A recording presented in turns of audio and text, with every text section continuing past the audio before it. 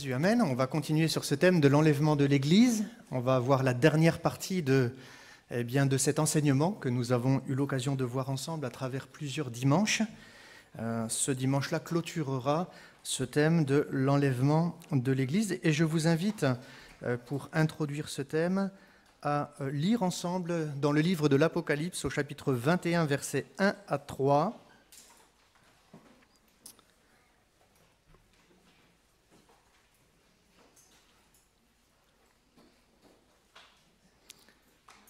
Un texte qui nous parle de la réalité de l'épouse et de l'époux. Amen. Car l'enlèvement de l'Église, comme nous avons pu le voir ensemble, c'est la réunion de l'épouse vers l'agneau. Amen. Gloire à Dieu. Il y a un rendez-vous céleste et divin auquel tous les hommes sont conviés, comme nous le verrons ensemble. Et à travers ce texte que nous allons lire, eh bien, Dieu nous permet de comprendre et d'identifier aussi à travers d'autres textes bibliques qui est l'épouse du Seigneur. Ici, dans Apocalypse 21, 1 à 3, il est écrit « Puis je vis un nouveau ciel et une nouvelle terre, car le premier ciel et la première terre avaient disparu et la mer n'était plus. Et je vis descendre du ciel d'auprès de Dieu la ville sainte, la nouvelle Jérusalem, préparée comme une épouse qui s'est parée pour son époux. Et j'entendis du trône une voix forte qui disait « Voici le tabernacle de Dieu avec les hommes. Il habitera avec eux et ils seront son peuple et Dieu lui-même sera avec eux. » Amen. Prions le Seigneur. Seigneur, merci pour ta grâce, pour le privilège que nous avons d'être réunis ensemble ce matin, pour te louer, pour t'adorer. Seigneur, pour être en communion avec toi, car nous le croyons. Selon ta promesse, tu es au milieu de nous. Et nous savons que c'est là que tu envoies la bénédiction. Seigneur, nous ne sommes pas tant venus pour recevoir de toi quelques grâces et quelques bontés. Seigneur, parce que nous savons que tu es le Dieu fidèle et que nous ne manquons de rien. Seigneur, non, nous sommes venus ce matin pour toi, pour te rencontrer, parce que c'est toi qui es la source de la bénédiction, c'est ta personne. Seigneur, merci parce que tu as tout renfermé dans le ciel et sur la terre à travers la réalité de ton Fils. Et il t'a plu, ô Père, de révéler ton Fils en chacun de nous. Que ton nom soit glorifié pour cette perspective de l'enlèvement de l'Église et au-delà de l'enlèvement de l'Église, des noces de l'agneau. Car un jour, tu viendras bientôt mettre un terme, Seigneur, à la violence qu'il y a sur la terre, et tu viendras pour régner et juger la terre. Que ton nom soit glorifié. Amen. Alléluia. Oui, nous avons vu à travers la notion de l'enlèvement de l'Église, et particulièrement, nous avons pu développer ce thème de l'époux et de l'épouse. Nous avons identifié ensemble qui était l'époux à travers ce qu'enseignent les Écritures. Amen. Car, bien évidemment, nous ne pouvons prêcher que ce qu'enseignent les Écritures. Et les Écritures identifient, dans Jean, par exemple, chapitre 3, verset 29, Jésus comme étant l'époux, également dans Matthieu 9, 15, mais également dans Ésaïe, chapitre 54, verset 5. Le Messie est l'époux.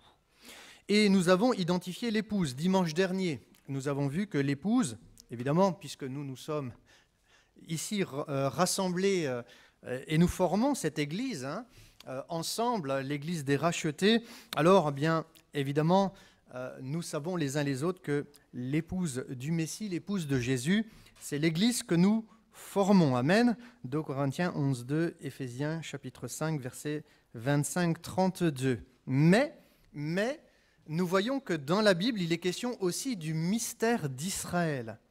Et parler de l'épouse sans parler d'Israël, pardonnez-moi, c'est déchirer des pages et des pages des Écritures.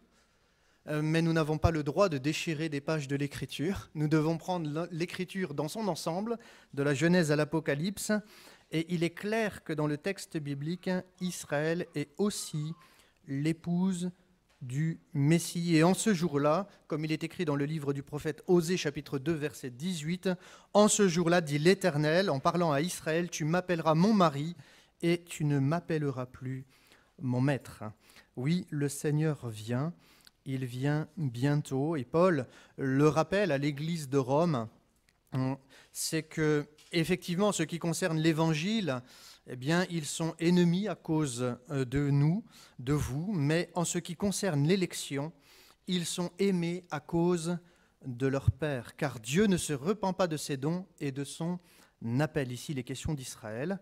Et Paul écrira, « De même que vous avez autrefois désobéi à Dieu et que par leur désobéissance vous avez maintenant obtenu miséricorde, de même, ils ont maintenant désobéi afin que par la miséricorde qui vous a été faite, ils obtiennent aussi miséricorde. » Et Paul nous parle de cette réalité dans Romains 11, 23. Eux de même, s'ils ne persistent pas dans l'incrédulité en parlant d'Israël, ils seront hantés de nouveau, car Dieu est puissant pour les hanter de nouveau. Et nous avons vu que cela, effectivement, se produira lorsque le Seigneur reviendra poser ses pieds sur le mont des Oliviers. Amen. Et il entrera ainsi dans son règne. Et puis nous avons identifié 2 autres épouses. Alors, un texte biblique qui est plutôt étrange dans Ésaïe 62, versets 1 à 5, où il est clairement exprimé au verset 4 du livre du prophète Ésaïe que l'Éternel met son plaisir en toi et ta terre, la terre de Sion, aura un époux. C'est un mystère pour nous, mais la terre de Sion, et je dirais même au-delà de la terre, mais toute la création appartient au Sauveur. Amen. Et connaîtra aussi une rédemption. C'est pour cette raison qu'il est question d'une nouvelle terre et d'un nouveau ciel. Car effectivement, aujourd'hui, ce monde est voué à la corruption. Ce monde est soumis à la vanité, non pas de son propre gré, mais à cause de la désobéissance de l'homme. Et la terre sera également elle-même entièrement renouvelée, comme nous-mêmes, par la foi en Jésus, nous sommes une nouvelle création. Ainsi, la terre retrouvera son état avant le désordre qui est venu dans le monde, c'est-à-dire après la chute. Et la création retrouvera son état initial, c'est-à-dire que toute la terre sera un Éden, un paradis. Et puis, il y a une 4e épouse. La 4e épouse, eh bien, nous l'avons lu ici, dans Apocalypse 21, eh bien, l'épouse qui est identifiée dans le texte que nous avons lu pour introduire ce temps de réflexion ensemble, eh bien, définit l'épouse de Jésus ainsi, c'est la nouvelle Jérusalem qui descend du ciel. Et elle descend du ciel après que le nouveau ciel et la nouvelle terre soient venus. Amen. Et il est question de Jésus qui habitera avec nous. C'est écrit d'ailleurs, « Voici le tabernacle de Dieu avec les hommes, il habitera avec eux, ils seront son peuple et Dieu sera lui-même avec eux. » Mais nous ne pouvions pas parler de l'épouse sans parler des amis de l'époux. Et ce matin, nous allons parler des noces de l'agneau et particulièrement des amis de l'époux. Alors, nous allons faire quelques lectures dans Luc chapitre 12, verset 4 pour introduire cette réalité des amis de l'époux. Car lorsque l'on pense à l'enlèvement de l'Église et aux noces de l'agneau, comme nous l'avons vu dimanche dernier d'ailleurs, les noces de l'agneau n'auront pas du tout lieu au ciel, mais bien au contraire, les noces de l'agneau vont avoir lieu lorsque Jésus reviendra pour régner, et pas avant. Pourquoi ?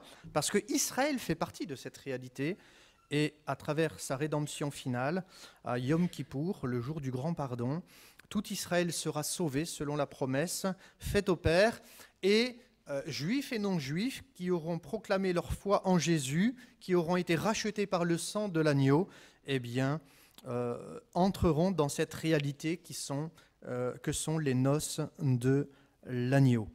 Et ce que nous avons vu ensemble, c'est que bibliquement parlant, eh bien, l'Église ne peut pas proclamer qu'elle vivra les noces de l'agneau sans Israël. Ce n'est absolument pas biblique. Donc, les amis de l'époux, une question qui nous est posée dans la Bible parce que, eh bien, à de nombreuses reprises, il est question des amis de l'époux. Et parfois, des chrétiens se disent, mais sommes-nous l'épouse ou sommes-nous les amis de l'époux ? Eh bien, nous allons voir ensemble que l'un n'empêche pas l'autre. Amen. C'est que l'épouse, c'est l'ensemble des rachetés. Amen. l'épouse désigne une communauté. Les amis de l'époux ne désignent pas une communauté, mais les amis de l'époux désignent des personnalités au sein de cette grande communauté qu'est l'épouse. Et finalement, on peut se poser la question, ensemble, frères et sœurs, voulons-nous être nous-mêmes, faisant partie de cette belle communauté de l'Église? Est-ce que nous avons le désir d'être nous-mêmes des amis de l'époux? Amen. Alors, Luc 12, 4, Jésus va dire à ses disciples ceci: « Je vous dis à vous qui êtes mes amis, ne craignez pas ceux qui tuent le corps et qui, après cela, ne peuvent rien faire de plus. » Amen. Dans la Bible, nous découvrons qu'il existe un parcours spirituel. Ici, Jésus dit à ses disciples qu'ils sont ses amis. Et il est vrai que dans la Bible, il est question d'un parcours spirituel qui définit notre qualité, notre identité, et surtout, quand je parle de qualité, c'est la qualité de notre relation personnelle avec Dieu. La Bible déclare que lorsque nous croyons en Jésus, que nous faisons ce chemin de repentance, la repentance est un chemin de retour vers Dieu, où nous reconnaissons la dette de notre péché et le fait que Jésus a payé le prix afin que nous soyons pardonnés et justifiés, eh bien nous devenons par la foi une nouvelle création. La Bible parle de cette nouvelle naissance. Nous sommes donc un enfant de Dieu. Amen. Notre identité en Christ, c'est d'être un enfant du Père. Lorsque l'homme pécheur se repent et se détourne de ses mauvaises voies, il devient enfant de Dieu et intègre la communauté des rachetés par le sang de l'Alliance. Et c'est la première étape de notre marche avec le Seigneur. Mais ce n'est pas la seule étape. Amen. Nous n'allons pas seulement rester toute notre vie ses enfants. Dieu nous amène à d'autres étapes dans notre marche avec lui. Il nous appelle à grandir. Il nous appelle à parvenir à la maturité, à la stature parfaite de Christ, à être des hommes, à être des femmes. Amen. Et dans cette perspective, nous le savons, si Dieu est notre Père, la Bible nous parle de Jésus le Messie comme étant notre maître, notre instructeur, ou notre pédagogue, c'est-à-dire notre enseignant, un professeur. Et il s'agit, après avoir compris que Jésus était mort pour nos péchés et de lui avoir décidé de nous engager par les eaux du baptême, il s'agit, par les eaux du baptême, de montrer au monde que non seulement nous sommes devenus enfants de Dieu, mais que nous avons choisi de porter notre croix et de le suivre. Amen. C'est-à-dire d'être des disciples. Et c'est quoi être un disciple? Deuxième domaine qui définit la qualité de notre relation avec Dieu. Eh bien, il s'agit du temps de formation pour être à la ressemblance du Maître. Selon ce que Paul écrira, que tout homme soit rendu parfait en Christ.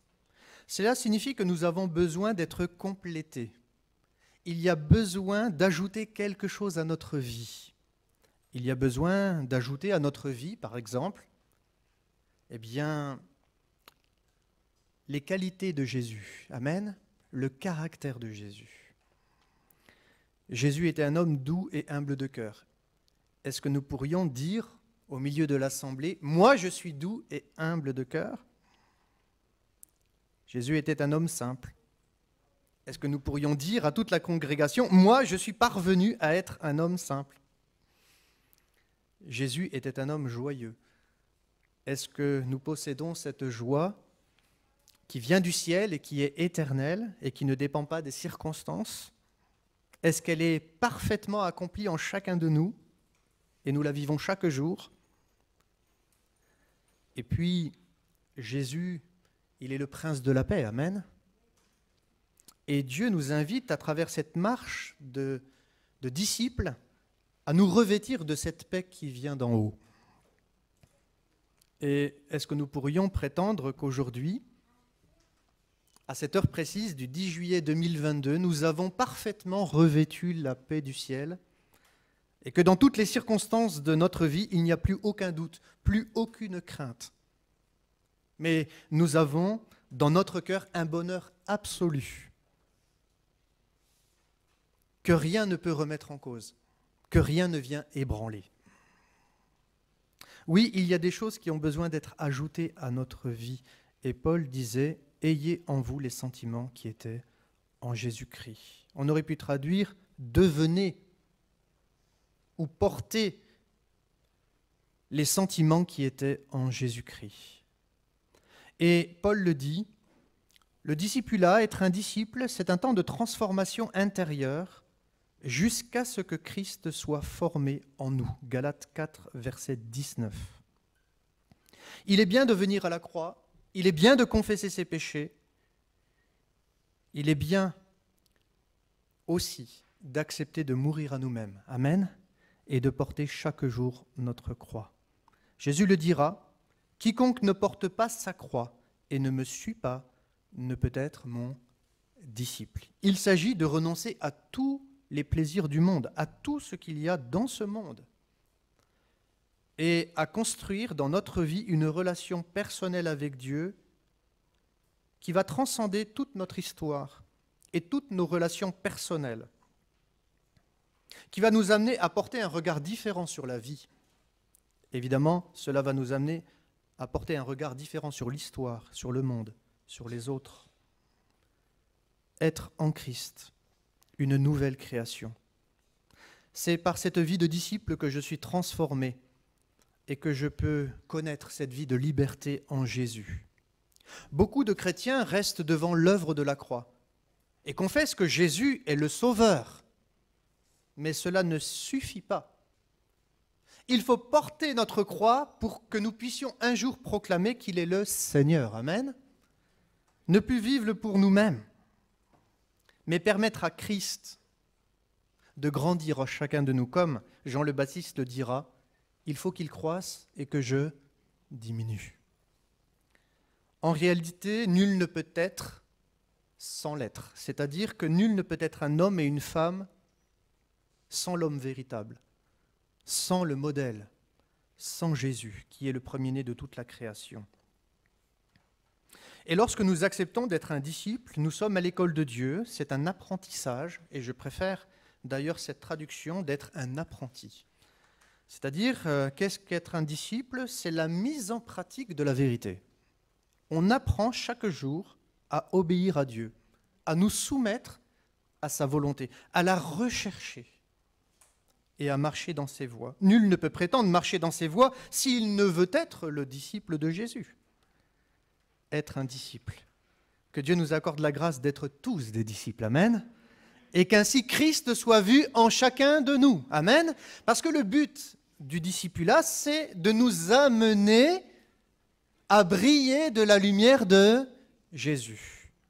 À travers tout ce que nous sommes et à travers tout ce que nous faisons. Le plein épanouissement de la foi, ce n'est pas de briller de nos compétences. Et que l'Église reconnaisse à travers ce que l'on fait, c'est-à-dire notre service, combien nous sommes des gens valeureux et brillants. Non. Ce qui doit être loué à travers ce que nous faisons, c'est le Christ. Amen. Et quand bien même nous aurions accompli toute la volonté de Dieu, eh bien nous devrions dire, nous sommes des serviteurs inutiles. Alors je n'aime pas trop ce terme parce que nul n'est inutile dans le royaume de Dieu, mais en fait nous ne sommes pas indispensables. Dieu peut prendre quelqu'un d'autre si nous ne remplissons pas les conditions du ministère. Et évidemment, être un disciple, c'est revêtir le cœur de Dieu finalement. C'est permettre au Saint-Esprit de transformer notre mentalité afin d'être revêtu de la mentalité de Jésus. La mentalité de Jésus, elle est très très simple. Il n'est pas venu pour être servi, mais il est venu pour servir. La mentalité du serviteur, qui caractérise un cœur humble. Nous ne faisons pas les choses pour nous faire plaisir, ou parce que nous avons des compétences, non. On le fait et on sert le Seigneur en fonction des dons qu'il accorde à chacun. Et ces dons, souvent, prennent un contre-pied à nos qualités et à nos compétences.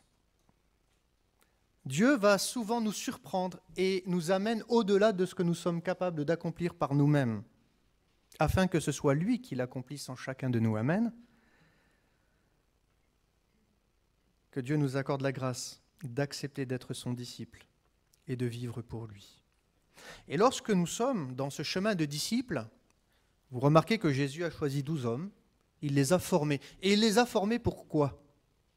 Pour être des serviteurs. Amen. Sauvés pour servir. Cela passe par ce chemin de discipulat, mais il est question d'être un serviteur. Je rajouterai dans la dimension du disciple qu'il est écrit dans la Bible que Jésus les prit pour être avec lui. C'est ça l'Église. L'Église, ce n'est pas simplement le moment dans la semaine où je prends du temps pour venir vers le Seigneur uniquement. Parce que l'Église ne se résume pas à un jour, le dimanche. L'Église, on doit la vivre et on peut la vivre. Parce que l'Église a un programme, il y a différentes activités, il y a différentes possibilités de se rencontrer. Eh bien, l'Église se vit à chacune de ces rencontres. Amen. Et je le crois, frères et sœurs, on ne peut grandir que dans la proximité au Seigneur. C'est vrai pour notre plan personnel, mais c'est vrai dans l'Église. Et de la même façon que les disciples étaient près du bon berger, alors je ne suis pas aussi bon que Jésus, et je n'ai pas cette prétention-là du tout. J'ai beaucoup de défauts, de carences. Je ne suis pas parfait, je suis encore un homme inaccompli, mais il est vrai que Dieu a fait de moi ce qu'il a voulu et il m'a appelé pour être le berger de cette assemblée. Et c'est ensemble, les uns à côté des autres, les uns avec les autres, que l'on peut grandir. Amen. Parce qu'il y a comme la nécessité de voir en l'autre ce que nous sommes appelés à être. Et le drame de l'Église, c'est lorsqu'il n'y a pas de père et de mère spirituels. Je bénis le Seigneur parce qu'ici, il y a des pères et des mères spirituels. Amen. Il n'y a pas qu'un berger. Il y a des hommes et des femmes qui ont vécu leur foi dans l'intégrité, dans la fidélité, dans la piété, et qui sont aujourd'hui comme des colonnes dans l'Église. Amen.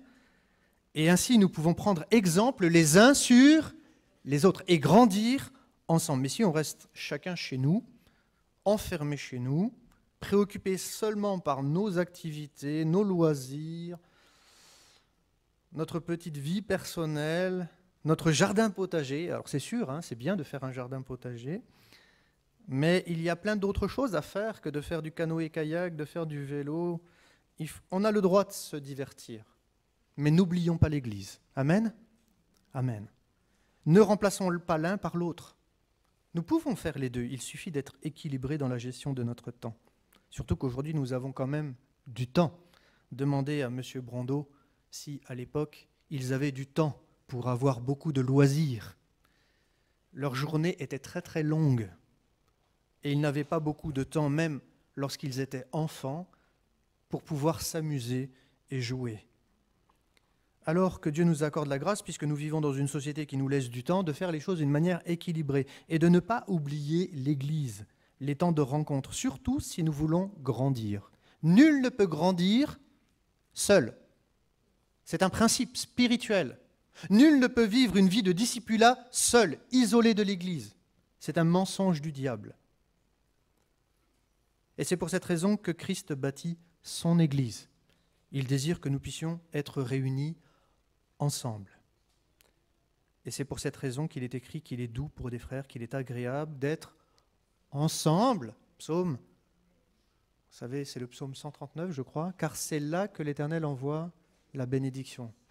C'est comme l'huile précieuse, il est écrit dans ce texte, qui descend sur la barbe d'Aaron et qui descend sur le bord de ses vêtements.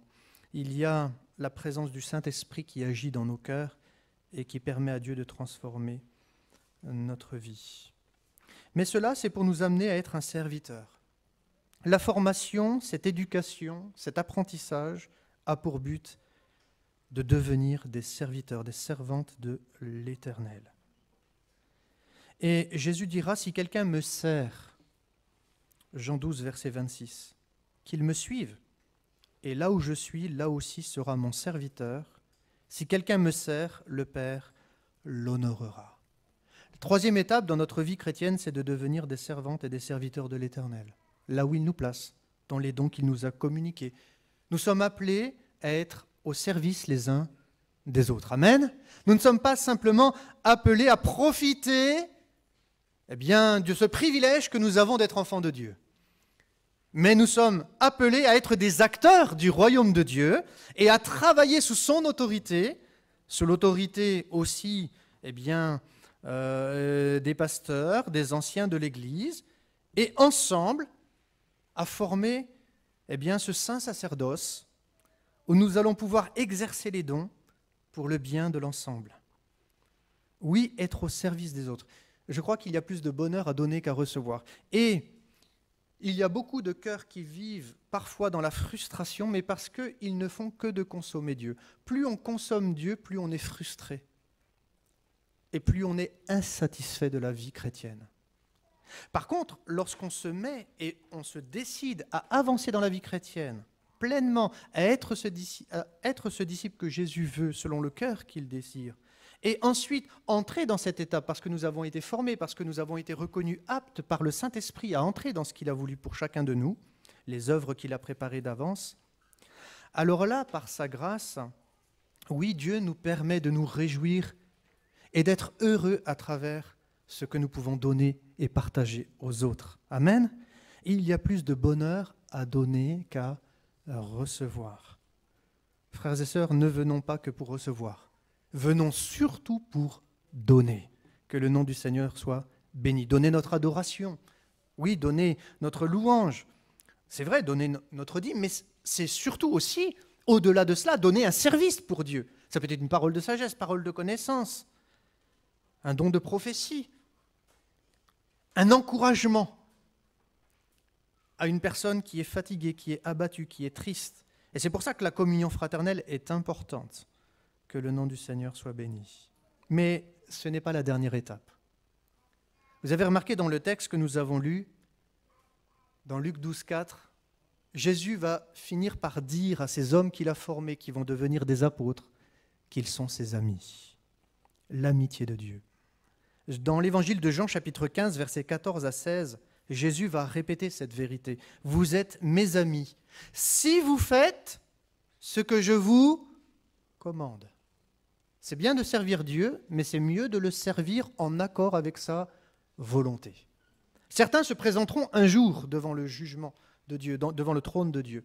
N'avons-nous pas chassé des démons? N'avons-nous pas guéri des malades? N'avons-nous pas prophétisé en ton nom? Jésus leur dira, retirez-vous de moi, vous tous qui commettez l'iniquité. Je ne vous connais pas. Et ils furent jetés dans les temps de feu. Pourquoi? Parce qu'ils n'ont pas servi Dieu pour Dieu. Ils n'ont pas servi Dieu en se souciant de sa volonté, de là où il désirait les envoyer.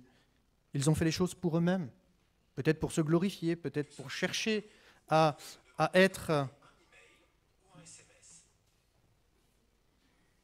extraordinaire ça. Bon, c'est pas le Seigneur qui nous parlait en tout cas.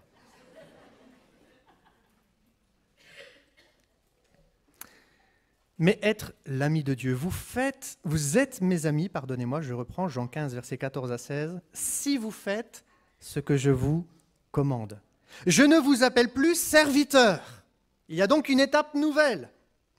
Parce que le serviteur ne sait pas ce que fait son maître. Mais je vous ai appelé ami, parce que je vous ai fait connaître tout ce que j'ai appris de mon Père. Ce n'est pas vous qui m'avez choisi, mais moi je vous ai choisi. Et je vous ai établi afin que vous alliez et que vous portiez du fruit et que votre fruit demeure. Afin que ce que vous demanderez au Père en mon nom, il vous le donne. Quels sont ceux que la Bible déclare avoir été les amis de Dieu? Eh bien, dans la Bible, il est question d'Abraham. L'apôtre Jacques, chapitre 2, verset 23, « Ainsi s'accomplit ce que dit l'Écriture. Abraham crut à Dieu et cela lui fut imputé à justice. C'est-à-dire que la foi entraîne une rémunération. La foi nous introduit dans la justice de Dieu. Et il fut ainsi appelé l'ami de Dieu. Abraham, l'homme qui quitta tout ce qu'il avait, tout ce qu'il possédait, son héritage, sa patrie, sa famille. Il va partir pour aller dans le lieu que Dieu allait lui montrer. Finalement, aller dans le lieu que Dieu allait lui montrer, c'est aller vers le lieu de la révélation. Et Dieu s'est révélé à Abraham, à la montagne de l'Éternel, au mont Moria, sur le rocher des siècles. Là, Abraham va parler à Dieu et va connaître Dieu d'une manière plus personnelle. Et c'est à la montagne de l'Éternel qu'il sera connu. C'est aujourd'hui ce nom divin, Yahweh Yireh, l'Éternel pourvoira, mais ce n'est pas une juste traduction parce qu'il s'agit du verbe ra, voir ici. En réalité, à la montagne de l'Éternel, il sera vu, il sera connu, il sera révélé. Et Dieu s'est révélé. Parce que Dieu ne demandait pas que Abraham, dans l'absolu, sacrifie son fils, mais qu'il l'élève au-dessus de tout ce que Abraham pouvait considérer de précieux. Dieu désirait que Abraham élève son fils au-dessus même de lui-même. Abraham avait déjà perdu un premier fils, Ishmaël. Il ne voulait pas perdre Isaac. Mais Dieu a demandé à Abraham de lui consacrer son fils, de l'élever au-dessus de tout ce qui pouvait compter à ses yeux. Et finalement, Abraham a décidé de sacrifier son fils, c'est-à-dire de consacrer son fils à Dieu. Et il avait la foi que Dieu avait même le pouvoir de le ressusciter d'entre les morts. Et finalement, Dieu va permettre à Abraham de voir dans un buisson un bouc qui était prisonnier. Et ce bouc est le symbole de Christ. Non pas l'agneau de Dieu, mais le bouc expiatoire. Et ce bouc expiatoire, il n'est pas sacrifié à Pâques, il est sacrifié à Kippour, le jour du grand pardon, et concerne la rédemption d'Israël. Abraham était l'ami de Dieu parce qu'il marchait par la foi. Et nul ne peut prétendre être l'ami de Dieu s'il n'a pas une confiance absolue dans les promesses de la parole de Dieu. Et puis, un deuxième personnage biblique est appelé l'ami de Dieu. C'est Moïse. Dans le livre de l'Exode, chapitre 33, verset 11, il est écrit que l'Éternel parlait avec Moïse face à face comme un homme parle à son ami. Puis Moïse retournait au camp, mais son jeune serviteur Josué, fils de Nun, ne sortait pas du milieu de la tente. L'Éternel parlait avec Moïse face à face comme un homme parle à son ami. Nul ne peut prétendre être l'ami de Dieu s'il ne parle pas à Dieu. S'il ne s'approche pas de Dieu en permettant à Dieu de lui parler à travers les Saintes Écritures. Frères et sœurs, nul ne peut être l'ami de Dieu s'il ne lit jamais la Bible. La Bible, c'est le cœur de Dieu qui s'ouvre à nous, où Dieu nous parle de ses projets. Il nous parle des desseins éternels, des mystères de Jésus qu'il nous révèle. Il les a cachés aux sages et aux intelligents de ce monde, mais il les révèle à ses enfants, à nous qui sommes sauvés. Et Dieu aime lorsque nous prenons du temps pour nous retrouver avec lui, face à face. Parce qu'il désire que cette relation qui nous unit à lui va au-delà d'une relation, celui d'être un enfant, uniquement celui d'être un disciple, uniquement celui d'être un serviteur. Dieu veut que nous soyons plus que cela. Il désire que nous soyons ses amis.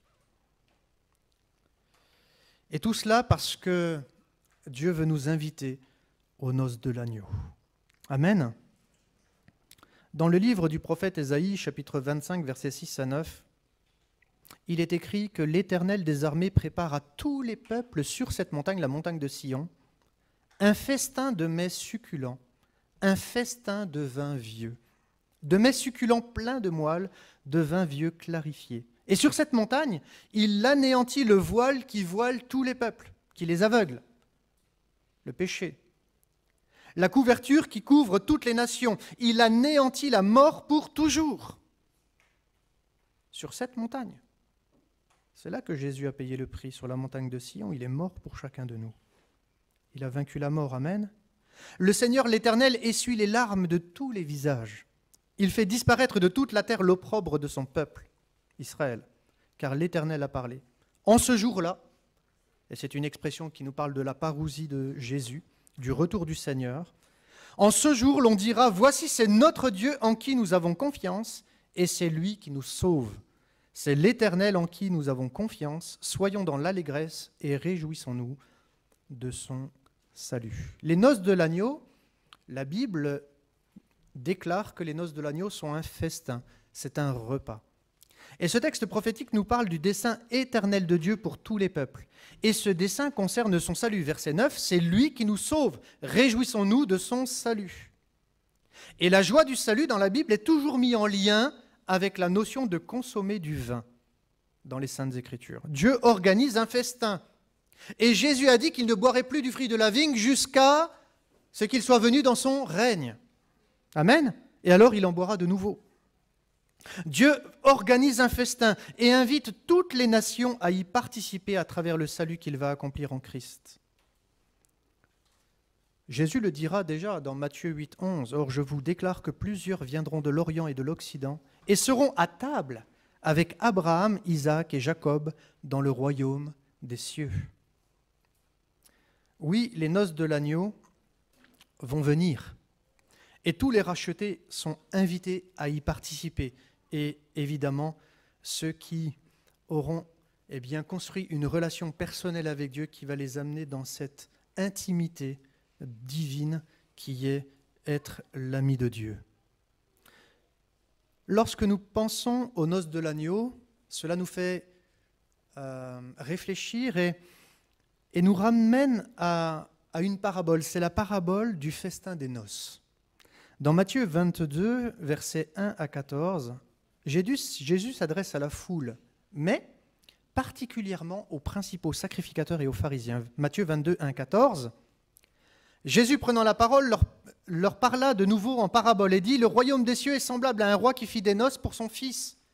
Il envoya ses serviteurs appeler ceux qui étaient invités aux noces, mais ils ne voulurent pas venir. Il envoya encore d'autres serviteurs en disant « Dites aux conviés, voici, j'ai préparé mon festin. Mes bœufs et mes bêtes grasses sont tués, tout est prêt, venez aux noces. » Mais sans s'inquiéter de l'invitation, ils s'en allèrent, celui-ci à son champ, celui-là à son trafic. Et les autres se saisirent des serviteurs, les outragèrent et les tuèrent. Le roi fut irrité, il envoya ses troupes, fit périr ses meurtriers et brûla leur ville.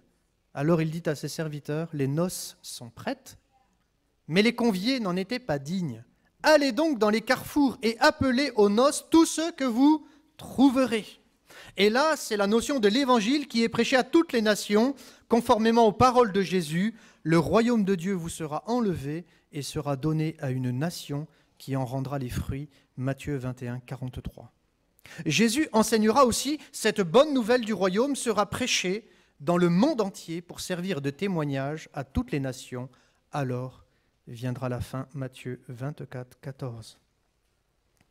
Dans cette parabole, au verset 10, ses serviteurs allèrent dans les chemins, rassemblèrent tous ceux qu'ils trouvèrent, rassemblèrent. C'est le rassemblement des saints. Tous ceux qu'ils trouvèrent, méchants et bons, et la salle des noces furent pleines de convives. C'est les noces de l'agneau. Le roi entra pour voir ceux qui étaient à table, et il aperçut là un homme qui n'avait pas revêtu un habit des noces. Il lui dit, mon ami, comment es-tu entré ici sans avoir un habit des noces? Cet homme eut la bouche fermée. La Bible nous dit que quand le Seigneur reviendra, on aura tous une bouche fermée. On pliera le genou devant lui, même ceux qui n'ont pas cru en son nom. Alors le roi dit aux serviteurs, liez-lui les pieds et les mains, jetez-le dans les ténèbres du dehors, où il y aura des pleurs et des grincements de dents, car il y a beaucoup d'appelés, mais peu d'élus. Nous retrouvons au verset 14, beaucoup d'appelés, l'universalisme du salut, expliquant la raison d'être de l'invitation de Dieu dans Ésaïe, à participer au festin des noces. Êtes-vous sauvés? Est-ce qu'au milieu de nous, tous sont sauvés? Est-ce que tous ont accepté que Jésus est le Sauveur, qu'ils l'ont accepté personnellement comme leur Seigneur? Est-ce que tous sont revenus au Père et, confessant leurs péchés, ont décidé de se livrer pour le Seigneur et de vivre pour lui jusqu'au bout?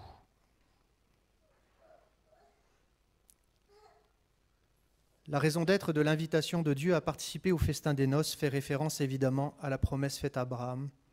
Je bénirai ceux qui te béniront et je maudirai ceux qui te maudiront. Et toutes les familles de la terre seront bénies en toi.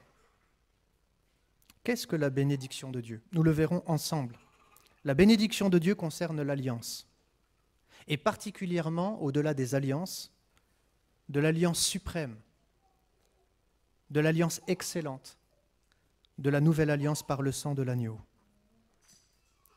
Et l'apôtre Paul dit ceci concernant Israël: il n'y a aucune différence en effet entre le juif et le grec, puisqu'ils ont tous un même Seigneur qui est riche pour tous ceux qui l'invoquent. Car quiconque invoquera le nom du Seigneur sera sauvé. Romains 10, verset 12, au chapitre 11, verset 2. Comment donc invoqueront-ils celui en qui ils n'ont pas cru? Et comment croiront-ils en celui dont ils n'ont pas entendu parler? Et comment en entendront-ils parler s'il n'y a personne qui prêche? Et comment y aura-t-il des prédicateurs s'ils ne sont pas envoyés? Selon qu'il est écrit qu'ils sont beaux les pieds de ceux qui annoncent la paix, de ceux qui annoncent de bonnes nouvelles. Mais tous n'ont pas obéi à la bonne nouvelle. Ainsi, Ésaïe dit-il: Seigneur, qui a cru à notre prédication? Ainsi, la foi vient de ce qu'on entend, et ce qu'on entend vient de la parole de Christ. Mais je dis, n'ont-ils pas entendu en parlant d'Israël? Au contraire, leur voix est allée par toute la terre, et leur parole jusqu'aux extrémités du monde. Mais je dis, Israël ne l'a-t-il pas su? Moïse le premier dit: j'exciterai votre jalousie par ce qui n'est point une nation. Je provoquerai votre colère par une nation sans intelligence. Et Ésaïe pousse la hardiesse jusqu'à dire: j'ai été trouvé par ceux qui ne me cherchaient pas, je me suis manifesté à eux, à ceux qui ne me demandaient pas. Ésaïe 65, verset 1. Mais au sujet d'Israël, Paul conclut: il dit: j'ai tendu mes mains tout le jour vers un peuple rebelle et contredisant. Je dis donc, Dieu a-t-il rejeté son peuple? Loin de là. Car moi aussi je suis israélite de la postérité d'Abraham, de la tribu de Benjamin. Dieu n'a pas rejeté son peuple, qu'il a connu d'avance. L'exclusion d'Israël dans la perspective des noces de l'agneau est une fausse doctrine et contredit directement les Écritures. Jésus lui-même enseignera ses disciples lors du dernier repas, à la veille de la Pâque, expliquant ainsi la signification du repas de Pâques. On appelle en hébreu le Seder de Pessah, c'est l'ordre de Pâques, qui était composé de différentes nourritures symbolisant les souffrances de l'Égypte et le sacrifice salvateur de l'agneau. Dans Luc, verset 22, 15-20, vous savez, c'est un texte que nous lisons avant de prendre la Sainte Seine. Jésus leur dira: j'ai désiré vivement manger cette Pâque avec vous avant de souffrir. Ce n'est pas n'importe quel repas, le repas de Pessah. Car je vous le dis, je ne la mangerai plus jusqu'à ce qu'elle soit accomplie dans le royaume de Dieu. Le plein accomplissement de la Pâque, c'est dans le royaume de Dieu. C'est lorsque Christ va établir son règne. Et alors aura lieu les noces de l'agneau. Et qu'est-ce que va faire Jésus? Ayant pris une coupe, il rendit grâce et dit: prenez cette coupe et distribuez-la entre vous. Car je vous le dis, je ne boirai plus désormais du fruit de la vigne jusqu'à ce que le royaume de Dieu soit venu. Ensuite, il prit du pain et après avoir rendu grâce, il le rompit et le leur donna en disant: ceci est mon corps qui est donné pour vous. Faites ceci en mémoire de moi. Il prit de même la coupe après le souper, après le festin, le dîner, et la leur donna en disant: cette coupe est la nouvelle alliance en mon sang qui est répandue pour vous. Autrement dit, frères et sœurs, lorsque nous prenons la Sainte Seine, en réalité, nous prophétisons les noces de l'agneau. Et nous annonçons les noces de l'agneau et le retour de Jésus. Jésus va rendre grâce lors de ce temps, comme il était coutume et d'usage. Et littéralement, c'est la bénédiction, c'est la bracha, en prenant la coupe. D'ailleurs, cela a donné le terme eucharisto, remercier. Vous savez ce que c'est que l'Eucharistie dans la tradition catholique. Ça vient de ce mot bracha, la bénédiction, la grâce. Cette bénédiction est la suivante dans la tradition juive prononcée depuis plus de 4000 ans, depuis que Israël est sorti de l'Égypte. Baruch ata Adonai Eloheinu, c'est-à-dire béni sois-tu, Éternel notre Dieu, Melech haolam, roi d'éternité, boré péri à Géfen, créant le fruit de la vigne. Jésus a dit qu'il ne prendrait plus du fruit de la vigne jusqu'à ce que son royaume soit accompli, les noces de l'agneau. C'est lorsqu'il va revenir, pas avant, sur la terre. Nous pouvons dire deux choses au sujet des bénédictions avant le repas. Premièrement, la première bénédiction est courte, alors qu'en fin de repas, elle est plus longue et se nomme la grâce Birkat Hamazon en hébreu. Il est impossible de comprendre le Seder de Pessah, la Sainte Seine, sans la tradition d'Israël. Car tout ce que nous faisons, nous le faisons en relation avec la sortie d'Égypte, qui était une ombre des choses à venir en Christ. Cela signifie que l'expression de la pleine adoration n'est possible qu'après avoir goûté combien l'Éternel est bon. Ainsi, nous devons nous nourrir de sa chair. Deuxièmement, le sujet de l'adoration n'est pas le vin, mais Dieu lui-même. Cette première bénédiction est suivie d'une autre tirée du livre de l'Exode 12, versets 15 à 20. « Béni sois-tu, Seigneur notre Dieu, un Baruch ata Adonai Eloheinu, roi de l'univers, Melech haolam, qui nous a sanctifiés par ses commandements et nous a donné de manger de la matzah. » De nos jours, pour le Seder de Pessah, il y a 3 morceaux de matzah, 3 morceaux de pain sans levain, qui sont placés dans un linge. On l'appelle le sac à matzah. En début de cérémonie, on prend le morceau situé au milieu des 3.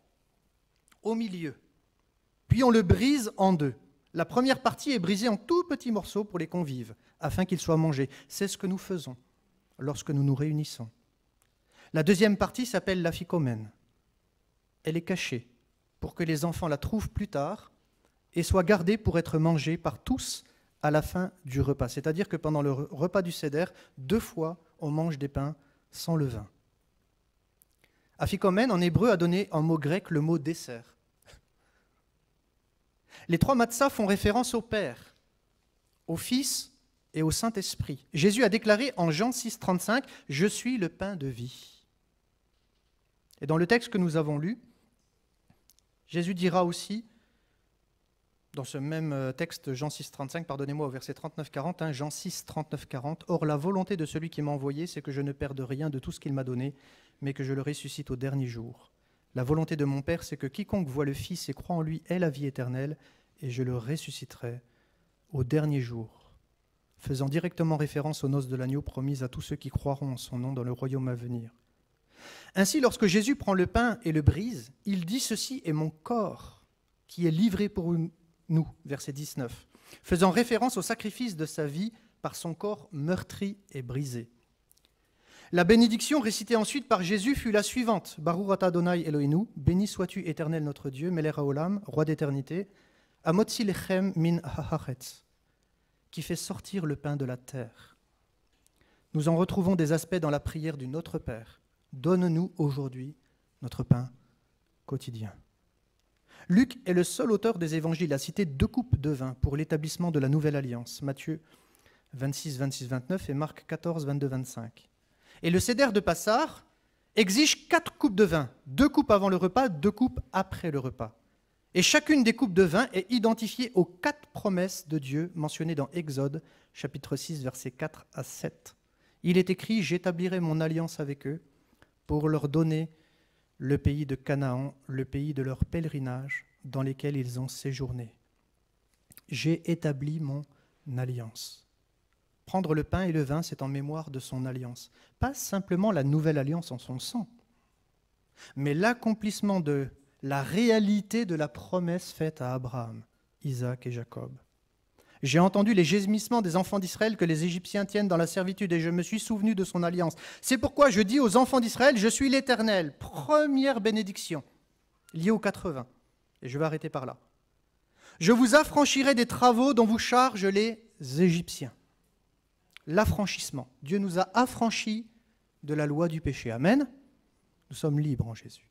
Deuxième aspect de la nouvelle alliance. Je vous délivrerai de leur servitude. Aujourd'hui, tout homme et toute femme qui est en Christ est libre à l'égard du péché. Nous sommes délivrés, c'est fini. Le joug a été brisé. Amen. Et nul n'a le droit de dire encore aujourd'hui, je suis lié par le péché. Personne en Jésus n'est lié par le péché. C'est faux. C'est un mensonge du diable. Dieu a ouvert toutes les portes. Il a libéré les chaînes. Nous ne sommes plus des captifs. Nous sommes libres. Et nous ne sommes plus redevables à l'égard du péché. Troisième bénédiction. Je vous sauverai à bras étendus et par de grands jugements. C'est le salut qui nous est promis, la vie éternelle. Quatrième, je vous prendrai pour mon peuple. Je serai votre Dieu et vous saurez que c'est moi, l'Éternel, votre Dieu, qui vous affranchit des travaux dont vous chargent les Égyptiens, c'est-à-dire que nous devenons, par la foi, le peuple de Dieu. Non pas que nous avons remplacé Israël, mais nous avons été greffés sur l'olivier franc d'Israël. Cela signifie que la nouvelle alliance par le sang de Jésus, le Messie, est la confirmation et l'accomplissement de l'alliance abrahamique, qui consiste à recevoir un héritage, une terre. Pour nous tous, juifs et non-juifs, qui seront sauvés par Jésus notre Rédempteur, cet héritage final sera le nouveau cieux et la nouvelle terre de Apocalypse 21, verset 1. Que le nom du Seigneur soit béni. Amen. J'avais beaucoup de choses à vous partager. Vous aurez l'occasion, si vous le souhaitez, de réécouter cet enseignement sur YouTube. Que le Seigneur soit béni. Nous avons été rachetés par le sang de l'agneau. Il revient nous chercher. Oui, nous serons enlevés avec ceux qui nous ont précédés dans la foi et qui sont morts. C'est la première résurrection des morts. Non pas pour ne pas vivre la grande tribulation, car nous sommes en train de vivre la tribulation, mais pour échapper au temps de la colère de Dieu. Simplement le temps de la colère de Dieu. Et nous reviendrons avec le Seigneur, avec lui. Il posera ses pieds sur le mont des Oliviers. Tout Israël sera sauvé en reconnaissant son Sauveur, et juifs et non-juifs ensemble, vivront les noces de l'agneau. Et nous savons que nous serons ainsi pour toujours avec le Seigneur. Il y aura bien un jugement à la fin du millénium, mais nous, notre nom est inscrit dans le livre de vie. Amen. Alors oui, des livres seront ouverts. Tous ceux qui ne sont pas inscrits dans le livre de vie seront jetés dans les temps de feu pour l'éternité, ce que nous appelons communément l'enfer. Et ils seront tourmentés au siècle des siècles avec Satan et les démons. Mais tous ceux qui auront leur nom inscrit dans le livre de vie entreront dans cette nouvelle réalité. Il y aura un nouveau ciel, une nouvelle terre. Amen. Il y aura une régénération de ce monde, de toute cette création. Et finalement, toute la terre deviendra un Éden. Amen. Un renouvellement total et complet. Que le nom du Seigneur soit béni. Ainsi, ce que Jésus avait prévu de toute éternité, lorsqu'il a créé le monde, s'accomplira parfaitement en Jésus. Gloire soit rendue au Seigneur. Amen. Et merci Seigneur pour ce privilège que nous avons de le connaître et de participer au sang de la nouvelle alliance. Seigneur, merci pour la croix, merci pour le prix payé, merci pour le pardon de nos péchés. Tu es notre Dieu, tu es notre roi et nous sommes heureux de te connaître.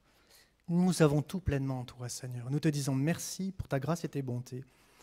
Merci parce que tu es celui qui veille sur chacun de nos pas, tu nous aimes. Seigneur, tu connais nos limites. Tu sais que nous sommes fragiles, nous ne sommes que poussière, nous retournerons la poussière. Seigneur, merci pour l'assistance de ton Esprit. Tu ne nous as pas laissés orphelins, mais tu nous as envoyé ton Esprit Saint, qui nous rappellera et qui nous rappelle tout ce que tu nous as enseigné, afin que nous puissions vivre une vie qui est conforme à la vérité. Que ton nom soit glorifié pour tes promesses, pour l'Église que nous formons, que tu construis encore et encore, pour toutes les âmes que tu veux ajouter à l'Église. Que le nom du Seigneur soit béni. Amen.